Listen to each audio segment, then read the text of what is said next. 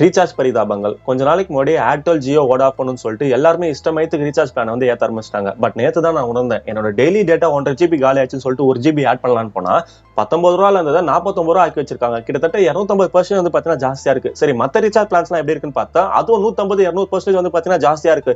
இவனுக்கு ரீசார்ஜ் பண்றதுக்கே நம்ம தனியா வேலை செய்யணும் போல இருக்கு. இதுக்கு முன்னாடி எல்லாம் ஜியோ இல்ல, அப்ப ஏர்டெல் என்ன பண்ணாங்கன்னா 1 GB டேட்டாவை 250 ரூபாய்க்கு வித்துருந்தான். அதுக்கப்புறம் 50 MB 100 MBன்றத ஸ்கிராச் கார்டு போட்டு நம்ம ரீசார்ஜ் பண்ணிட்டு இருந்தோம். அப்புறம் ஜியோ வந்ததுக்கு அப்புறம் என்ன பண்ண ஆரம்பிச்சிட்டானா, ஒரு மாசத்துக்கு நீங்க 300 ரூபா 350 ரூபா கட்டினா போதும், டெய்லி 1.5 GB யூஸ் பண்ணலாம், அன்லிமிடெட் காலுன்னா. அப்புறம் தெரியுது இவங்க நம்ம ஏமாத்திட்டு இருக்காங்கன்னு. இப்ப ஜியோ வந்து பாத்தீங்கன்னா வேலை காட்ட ஆரம்பிச்சிட்டான். எல்லாரும் சொல்ற மாதிரி அவன் வீட்டு கல்யாணத்துக்கு அவன் 5000 கோடி ரூபாய் செலவு பண்ணா நாம ஏன் மொய் வைக்கிறோன்ற கதையா வந்து போய்கிட்டு இருக்கு. ஈவன் கவர்மெண்டோட பிஎஸ்என்எல் கவர்மெண்டே வந்து பாத்தீங்கன்னா காப்பாற்ற மாட்டேங்குது. ஆனா எனக்கு என்ன காட்டுனா, அத்த மாசம் ரீசார்ஜ் பிளான் எல்லாம் காலியாக போகுது, நீங்க இந்த மாசமே ரீசார்ஜ் பண்ணிக்கோங்க, 600 ரூபாய் சேவ் பண்ணுங்கன்னு சொல்லிட்டு ஒரு மெசேஜ் ஒன்று வந்தது பாருங்க.